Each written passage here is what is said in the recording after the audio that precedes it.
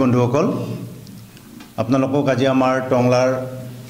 শিলাৰায় ভৱনলৈ মাতি অনাৰ উদ্দেশ্য হ'ল আপোনালোকে জানেই যে সদৌ অসম কোচ ৰাজবংশী সন্মিলনীয়ে 1967 চনৰ পৰাই জনজাতিকৰণৰ বাবে দাবী উত্থাপন কৰি আন্দোলন অব্যাহত ৰাখিছে আৰু এই সদৌ অসম কোচ ৰাজবংশী সন্মিলনৰ নেতৃত্বতে 1996 চনত এবাৰ জনজাতিকৰণ হৈছিল অধ্যাদেশ যোগেদি কিন্তু অতি পৰিতাপৰ কথা যে অধ্যাদেশখন বিল আকাৰে হ'বলৈ যি চৰকাৰৰ সদিচ্ছা লাগে সেই সদিচ্ছাৰ অভাৱৰ কাৰণে আজিলৈকে আমি জনজাতিকৰণ হোৱা নাই নহলে হয়তো আজিৰ দিনত 6 জনগোষ্ঠী নহয় পেলাই 5 জনগোষ্ঠীৰহে জনজাতিকৰণ আন্দোলনটো চলি থাকিলেহেঁতেন গতিকে এই ক্ষেত্ৰত দেখিবলৈ পাইছে আপোনালোকে নিশ্চয় আমাৰ মিডিয়াৰ যোগেদি প্ৰিন্ট মিডিয়া বা বৈদ্যুতিক মাধ্যমৰ যোগেদি দেখিছে যে আমাৰ অসমৰ মাননীয় মুখ্যমন্ত্ৰীয়ে 25 তাৰিখে ইয়াৰ এক প্ৰতিবেদন দিয়া কথা আছিল যদিও যোৱাকালি তেখেতে কৈছে যে এই প্ৰতিবেদনটো অহা 27 তাৰিখে তেখেতে দাখিল কৰিব গতিকে অহা 27 তাৰিখত প্ৰতিবেদনত তেওঁলোকে যেটো কথা বক্তব্য ৰাখিব তাৰ উমান ইতিমধ্যে আমি পাইছো আৰু আমি তাত আশানুৰূপ ফল নিশ্চয়কৈ আমি তাত পাবলৈ সক্ষম নহল গতিকে আশানুৰূপ ফল যেহেতু পাবলৈ সক্ষম নহল গতিকে আমি আজিৰ এই সংবাদমেলৰ জৰিয়তে আমি অসম চৰকাৰক আহ্বান জনাইছো অসম চৰকাৰে যদি কোচ ৰাজবংশী সন্মিলনীৰ লগতে কোচ ৰাজবংশী জনগোষ্ঠীৰ লগতে যি 6 জনগোষ্ঠীৰ যি জনজাতিকৰণৰ আন্দোলনটো আছে এই আন্দোলনক যদি গুৰুত্ব নিদি বিগত দিনৰ দৰে যদি চল ছাতৰিৰে যদি তেওঁলোকে এইবাৰৰ নিৰ্বাচনী বৈতৰীয় পাৰ হন বুলি ভাবিছে তেতিয়াহলে তেওঁলোকে ভুল ভাবিছে তাক আমি এই টংলাৰ পৰা তেওঁলোকক হকিয়াই দিছো অহা 27 তাৰিখে যি প্ৰতিবেদন অসমৰ মাননীয় মুখ্যমন্ত্ৰীয়ে দাখিল কৰিব সেই প্ৰতিবেদন যেন কোচ ৰাজবংশী জনগোষ্ঠীৰ সপক্ষে হয় তাত যেন কোচ ৰাজবংশীৰ লগতে 6 জনগোষ্ঠীৰ সপক্ষে হয় তাৰ বাবে আমি তেখেতক এই টংলাৰ পৰা আমি তেখেতক হকিয়াই দিছো অন্যথায় অনাগত দিনত এইখন বিজেপি চৰকাৰে কোচ ৰাজবংশীৰ লগতে 6 জনগোষ্ঠীৰ যি প্ৰতিবাদৰ সন্মুখীন হ'ব তাক তেওঁলোকে কল্পনা নিশ্চয়কৈ কৰিব পৰা নাই ইতিমধ্যে আপোনালোকে দেখিছে কোচ ৰাজবংশীকে ধৰি আমাৰ 6 জনগোষ্ঠীৰ বিভিন্ন দল সংগঠনে বিভিন্ন ঠাইত তেওঁলোকে ইতিমধ্যে আন্দোলন অব্যাহত ৰাখিছে কিন্তু এই আন্দোলন অব্যাহত ৰাখিছে যদিও চৰকাৰক আমি দেখিছো তেওঁলোকে আমাৰ মাজত ভাঙনমুখী চেষ্টাৰে তেওঁলোকে নিজে যদিও আমাক এনেকুৱা দেখুৱাইছেন যে আমি দিব খুজিছো কিন্তু আমাৰ বৰ্তমান এক্সিস্টিং যিখিনি জনগোষ্ঠী আছে তেওঁলোকে হে দিয়া নাই কিন্তু আসলতে হেইটো নহয় এয়া চৰকাৰে কৰাইছে এই কথাটো ইতিমধ্যে আমি বুজিব পাৰিছো কাৰণ যেতিয়া এই কোচ ৰাজবংশীকে ধৰি 6 জনগোষ্ঠীৰ আন্দোলনে আমাৰ জনজাতিকৰণৰ ভৰপক ৰূপ লয় তেতিয়াই কোনোবা নহয় কোনোবা ওলাইহে আমাৰ বিৰোধিতা কৰে এইবাৰো তাৰ ব্যতিক্ৰম হোৱা নাই হে আমি দেখিবলৈ পাইছো কোনোবাই আমাৰ চকু উলিয়াই দিব খুজিছে কোনোবাই কৈছে যে এয়া তেওঁলোকৰ জন্মগত অধিকাৰ সেই অধিকাৰ আমি কাঢ়ি নিবলৈ ওলাইছো আমি ইয়াৰ পৰা তেওঁলোকক জনাইছো যে আমি কাৰো অধিকাৰ বিচৰা নাই আমাৰ সংবিধানৰ অধিকাৰহে আমি বিচাৰিছো আৰু এয়া আমাক সংবিধানে দিব এয়া আমাক চৰকাৰে দিব এয়া আমি কোনো সংগঠন বা ব্যক্তিৰ পৰা আমি বিচৰা নাই গতিকে এই কথাটো আমি তেওঁলোকক স্পষ্টভাৱে কৈছো হেহে যদিহে আমি চৰকাৰক আজি ইয়াৰ পৰা এটা হকিয়াই দিছো বাৰ্তাৰে যদিহে যদি অসম চৰকাৰে যদি যথোচিত যদি আমাক যদি 27 তাৰিখৰ প্ৰতিবেদনত যদি আমাৰ বিচৰা ধৰণে আমাৰ মাজত আলাপ আলোচনা কৰি পেলাই যদি তেওঁলোকে নকৰি নিজাকে স্বইচ্ছাই কৰে তেতিয়াহলে আমি ইতিমধ্যে আজি ইয়াত আমি ইতিমধ্যে আমি সিদ্ধান্ত লৈছো সিদ্ধান্তটো হৈছে অহা 7 তাৰিখে আমাৰ ওদালগুৰি আৰু ভেৰগাঁও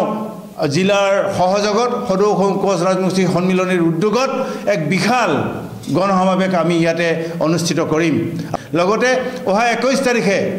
আমাৰ যি মধ্য অসমৰ প্ৰাণকেন্দ্ৰ কলিয়াবৰত তাত আমি গণসমাবেশ কৰিম তাতো আমি তেওঁলোকক আমি হকিয়াই দিছো যে আমি 21 তাৰিখে আমি কলিয়াবৰত কৰিম আৰু 7 তাৰিখে আমি আমাৰ ওদালগুৰি আৰু আমি টংলাত কৰিম ভেৰগাঁৱত কৰিম গতিকে ইয়াৰ পিছত আমি পৰ্যায়ক্ৰমে দক্ষিণ কামৰূপ তাৰ পিছত আমাৰ শিৱসাগৰ আৰু একেবাৰে হেক প্ৰান্তত আমাৰ গোসাইগাঁও জিলাটো আমি তেওঁলোকৰ এগেইনষ্টত তেওঁলোকৰ আমি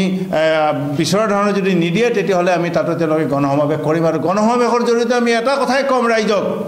যে ৰাইজ এইখন চৰকাৰ মিছলীয়া চৰকাৰ, এইখন চৰকাৰ মিথ্যাবাদী চৰকাৰ, আৰু এওঁলোকৰ সপক্ষত থাকি কোনো ধৰণৰ কাম নকৰিব।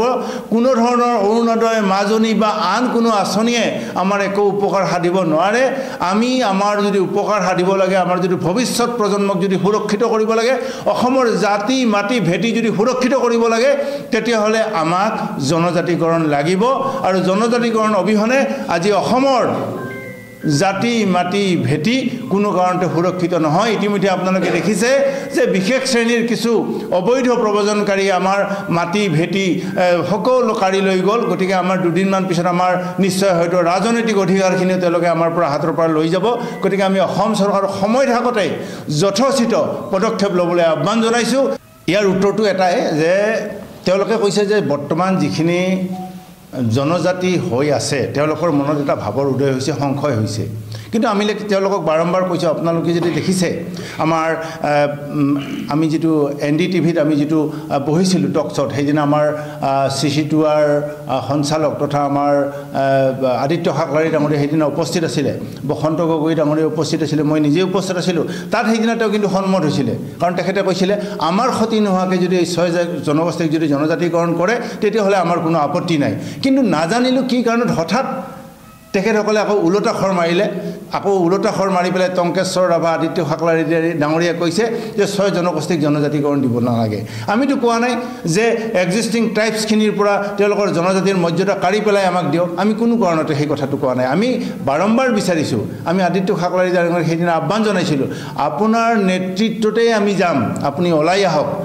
কিন্তু সেইদিনা তেখেতে সন্মত হৈছিল। কি কাৰণে তেওঁলোকে এতিয়া অসন্মত হৈছে আমি বুজিছোঁ যে এয়া এক চৰকাৰী ষড়যন্ত্ৰৰ বাহিৰে আন একো নহয়। আমি এইটোও কোৱা নাই, কাৰণ যদি চাই যে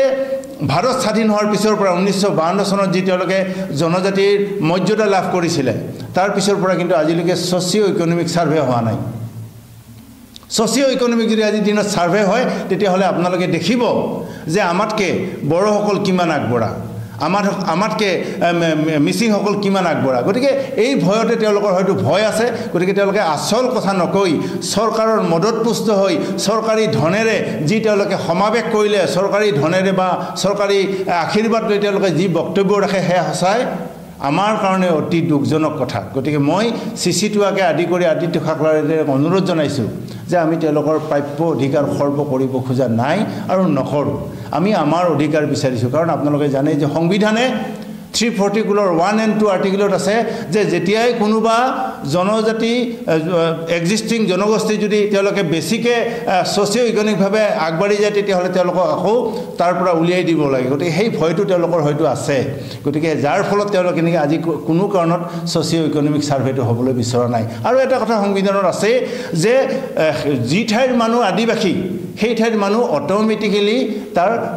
জনগোষ্ঠী হয়, আৰু জনগোষ্ঠী মানে কি জনজাতিকৰণ পাব লাগে। কিন্তু আমি চৰকাৰেহে আমাক জনজাতিকৰণ দিয়া নাই, কিন্তু সাংবিধানিকভাৱে আমি জনজাতি হয় ইতিমধ্যে। গতিকে আমি সেইকাৰণে কৈছোঁ যে আমি তেওঁলোকৰ পৰা একো কাঢ়িব খোজা নাই, তেওঁলোকৰ প্ৰাপ্য আমি আদায় কৰিব বিচৰা নাই। কেৱল আমি বিচাৰিছোঁ আমাৰ অধিকাৰ, আৰু আমাৰ অধিকাৰ বিচাৰি যাওঁতে যাতে কোনো ধৰণৰ ভাতৃঘাতী সংঘৰ্ষ নহয় এই কথাটো মই CC2Rক আহ্বান জনাইছোঁ। চাওক, এই ক্ষেত্ৰত আমি কৈছোঁ যে আমাৰ কোচ ৰাজবংশী সন্মিলনীয়ে আপোনালোকে জানেই যে আমাৰ OBC নোহোৱা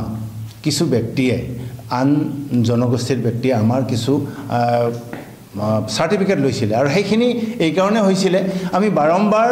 আমাৰ অসম চৰকাৰক অনুৰোধ জনাইছোঁ। তেওঁলোকে এখন বৰ্ড গঠন কৰিছে, OBC বৰ্ড। সেই OBC বৰ্ডত বিভিন্ন ধৰণৰ মানুহ থাকে, হয় নে নহয়? তাত কেৱল কোচ ৰাজবংশীয়ে নহয়, তাত বিভিন্ন ধৰণৰ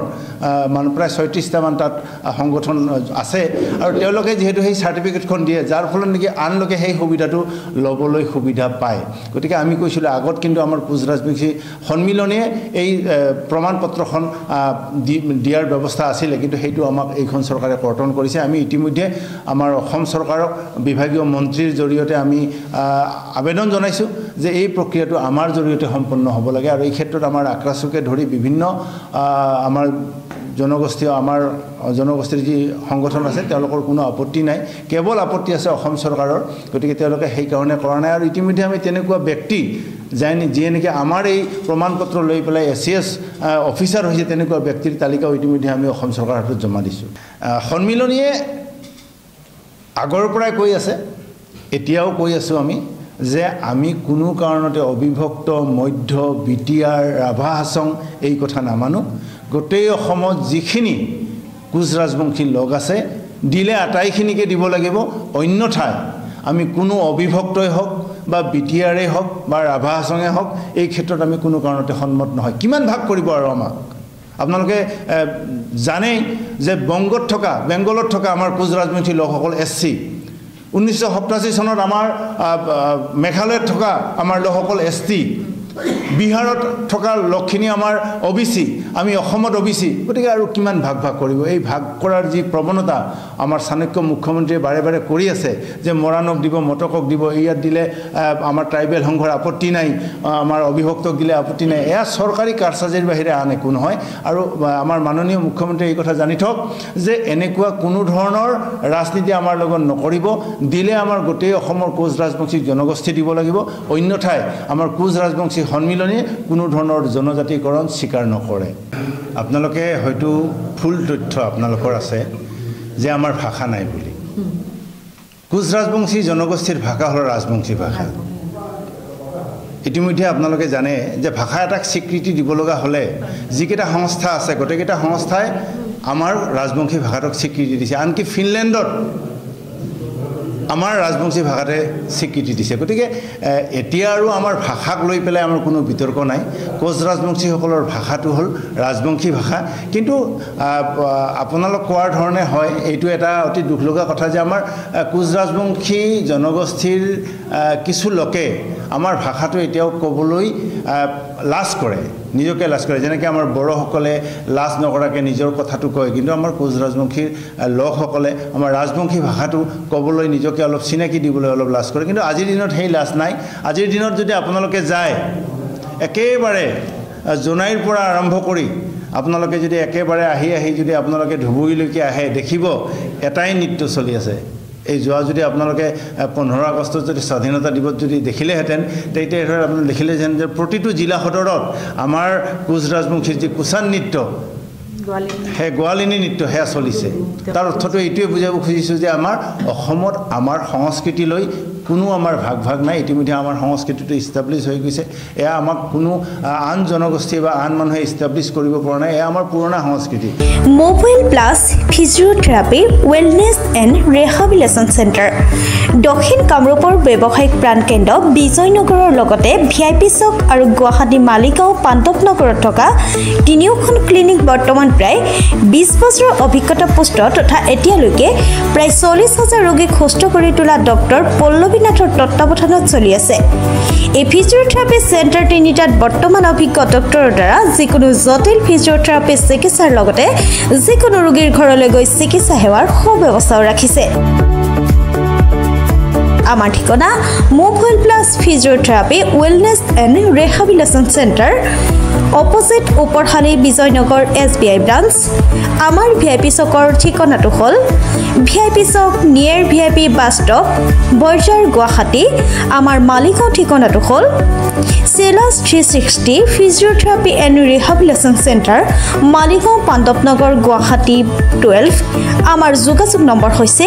8011744696